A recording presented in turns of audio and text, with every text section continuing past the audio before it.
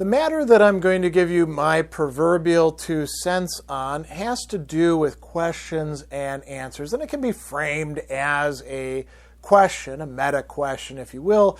Is it better or is it more important to ask questions, or is it more important to acquire answers to the questions that you have? And I do have an answer to this, but it's kind of a longish one, and so we're going to wander around some topics, and this is the way that you actually engage in thoughtful inquiry. So we're in a certain respect, we're modeling one way, not the only way, but one way that a person might engage in that. And before I address all of this, I'm going to tell you a little story. So I was in a job interview, and we're talking about 6 years ago, and things were going well enough, and it was for a visiting assistant professor position, which would have me teaching a lot, and it was with the assistant chair and the chair of a philosophy department. And everything was going great until we got to a certain point, and I believe what I was actually being asked about was, what are you trying to do in a intro to philosophy class? What are you trying to give to your students? And I talked about, something having to do with questions, the big questions, and then we look at answers that have been provided throughout the history of philosophy, and we determine which of these are actually good answers for the students. And I think that it's important for students to learn how to develop their own answers to these questions, incorporating other people's ideas. And you could tell, as sometimes is the case, that the temperature in the room had gone down, right? And the assistant chair was fine with that answer, but the chair, who was an older guy, definitely a boomer, said, I think what's most important, what I found in my experience is most important, is getting the students to ask questions, not giving them answers. And, I didn't want to offend the guy, so I didn't go against him on that. I said, well, that's interesting, multiple approaches, I suppose, we could take. But I thought to myself, man, have I heard that so many times in my career. And it probably showed on my face that I was like, oh, one of those people, one of those I just love to ask questions types. And I got something like that again recently in a YouTube comment. I don't remember the specifics of it, but somebody was, again, sort of opining about how important it is that we ask questions. That's much more important than finding the answers. And I've always thought, no, that's not right. There's a lot of cases where we do want to be asking questions. Sometimes there's questions that we should be asking that we're not, and we'll talk about that in just a moment. But what is the purpose of a question? It's to get an answer, isn't it? I mean, the whole process isn't just to keep on asking questions over and over and over again. It's kind of self-indulgent, kind of fruitless, kind of silly in some respects. And so I want to do a little bit of opining of my own reflections on this sort of thing. So the first thing I want to say is that, yes, in philosophy we often do talk about, we're going to address the big questions. What is real? How do we know anything? How should I live? Can I believe that there's a higher power? These are questions, right? And you can also frame them as subject matters. You can frame them as problems. You can frame them in a number of different ways. And, philosophy doesn't successfully resolve them if by successfully resolve means you get every single practitioner on board with one single set of answers. That's true, right? But question doesn't always mean the same thing. We could think, for example, about Martin Heidegger and his famous essay, The Question Concerning Technology. And you got to actually read a good bit before you can figure what the hell's the question in there, right? He's going to tell you an awful lot of things. And, this is sort of a big, gigantic thing. Or we can talk about even further, the question of being. Dasein is the being that questions being, and questions indeed its own being. That's very different than asking for directions or saying, is this going to be on the test? Or how do I write this paper? Or is this even, a valid argument or a sound argument, or things that are kind of lower level questions. So I think if we're going to say it's really important to ask questions, we want to clarify what kind of questions are we talking about. And too many people just use question as if it's this big blank question mark, and it can be anything that you like. So that's an equivocation, and I think that could be kind of problematic itself, right? We could ask questions about that.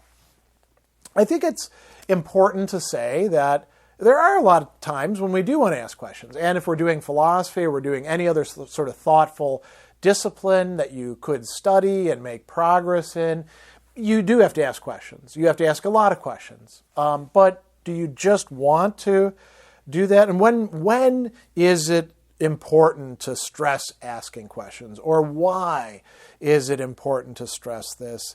Opening alternatives, engaging in inquiry, all these things that we kind of figure into that, having an open mind, being willing to entertain ideas. So, if you're in a situation, a cultural situation, family situation, where everybody has all the answers and there's too many pat answers, too many answers that are kind of thoughtless, that everybody's just, well, there's the answer to it already. You don't need to think about it at all. You don't need to ask any questions. You've already got all the answers there for you. Okay, then you might want to ask questions. And one of the questions might be, how do you know that those are the right answers? Or why do we have to accept these answers? Or where do these answers come from, right? So you can always ask questions, even if people have tried to cut you off and keep you from doing that. And I think it makes sense when the answers are unsatisfying for us to open up the possibility of questions. And maybe we need to do that in our classes, right? Maybe philosophy has this important function of doing that. I think, too, that with people who have been trained or conditioned or, even terrorized into not asking questions, just accepting answers, it can often be very helpful to help them learn how to ask questions for themselves. And maybe models of other people asking questions, that could be, useful in that, let's call it apprenticeship in the development of the human mind, right? And this would extend not just to people who don't get to ask questions at all, but people who are only allowed to ask questions within certain limits. Like you can ask questions about this, but don't ask questions about the larger totality that you're involved in. And I'll just give you an example of that. So my friend Gary, when I was in graduate school, he told me this story. I don't know if it's actually true or not, but it's a great story anyway, and it probably happened to somebody. He was an economics major, and he would ask a lot of questions in class. And the questions were not, well, how does this actually work? The questions were, how do you know that this works? Or where did this stuff come from? Or why are you asserting this as a law or a generalization that we can count on in every case? And after a certain amount of those questions, they were like, you know what? You need to go over to philosophy. That's where they ask all these sorts of questions. And he's like, that was an answer, by the way. And he was like, okay, I guess I'll go over to philosophy and I'll take classes with them. And then he became a philosophy major and he went on to graduate school in philosophy and he eventually became a professor, right? So there's lots of things like that. Ask too many questions that people are uncomfortable with or don't have the answers to or haven't thought about. And, they'll try to push you somewhere where people do ask questions. Nothing wrong with questions as such. I do think there are problems with the kind of people who think that questions are the main thing that matters and answers are not as important as questions. At a certain point, just asking questions over and over and over again winds up being pointless or annoying or a waste of time. In a certain way, self-indulgent. I think there's a lot of people who derive a kind of prestige from it. They're like, oh, I'm just asking people questions. I'm like Socrates, right? Well, no, you're not like Socrates. Socrates, if you actually look at the dialogues in which we see him represented, knew a lot of things. He knew what sort of questions to ask people at the right time. He wasn't just going around randomly questioning everything. He wasn't being a rebel for its own sake. He wasn't being just a nonconformist, a nonconformist the same old way as every other nonconformist does, right? Which is not to be a nonconformist. And so I think that some people really get off on this, and that makes those people not just irritating or full of themselves, but it lets them put themselves in the way of people who want to get on with the real business of thoughtful, answering or thoughtful inquiry into things.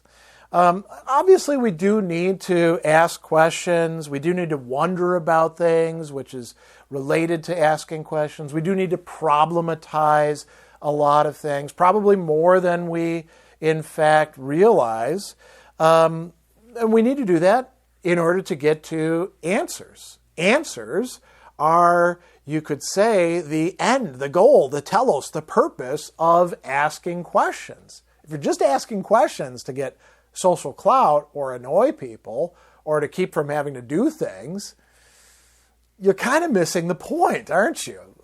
When we ask questions, we ultimately, hopefully, do want questions or answers. And the other thing that I'm going to say, very often the people who are like, oh man, it's all about the questions, not the answers that you get, or the answers, that's like ending the inquiry, not a good thing. We need to keep it open, keep it going. What they don't take into account, which they should know from their own experience, is when you answer a question, you haven't all done, we'll never think about this matter again. If you're really working on things, really thinking about things, what do you actually find when you answer a question? The answer doesn't solve every single thing. As a matter of fact, it opens up, as we often say, a new can of worms, right? A new set of questions that then can be approached because we actually made a little bit of progress. We got somewhere. And now we can ask better questions. We can ask more interesting questions. We can ask deeper questions. We can ask more complex questions. If we stop ourselves early on and we're like, we're not going to take any stances, we're not going to be dogmatic, we're not going to stick with any answers, that keeps us from being able to ask questions that we want to ask. It actually blocks the road to inquiry. We have to answer things and accept answers along the way, provisionally, and sometimes even permanently, as a condition for being able to get into the better questions. Another thing that we want to think about when we get answers, it's not as if we get one answer over here and that's got nothing to do with the other answer over here or the other answer over here. We live a life and we have a mind and a heart, and all these answers coexist within a person. But they don't always coexist peacefully. They may conflict. They may be in contradiction. They may cause cognitive dissonance. They may raise, notice what I'm going to say here, all sorts of other questions by the way that they don't get along with each other. So having answers isn't really, stopping you from asking questions. Your answers might not all fit in together, and that will cause you to ask additional questions about, which of these answers should I keep and which should I throw away? Or is it possible, perhaps, to harmonize these together? The last thing that I'm going to say here, I think that there's a lot of people who are quite focused on providing the right answer, having the right answer. But they do so in sort of a slipshod, lazy way where the answers aren't really part of who they are. Think about cramming for an examination, right? So you're going to take this test, and the test is important because your grade depends on it, or it's going to, allow you to get some college credit because you're taking an AP test or something like that.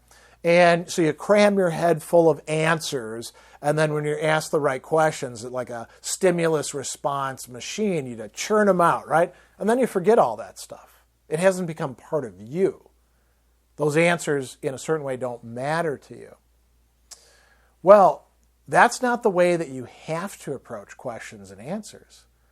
You can be interested in something, and you'll ask questions, and you'll get answers along the way. And you'll look at what other people's answers are, too. And you'll say, are these, in fact, good answers? And you're asking questions. You work out new answers. I think it's really important, and this is maybe what the origin of this, ooh, man, it's all about the questions, not about the answers, line or trope comes from. We want to get in the habit of finding answers for ourselves. That's what it means to be an independent human being, to be a thoughtful person, to be able to get by in the world. And so that means that we have to figure things out.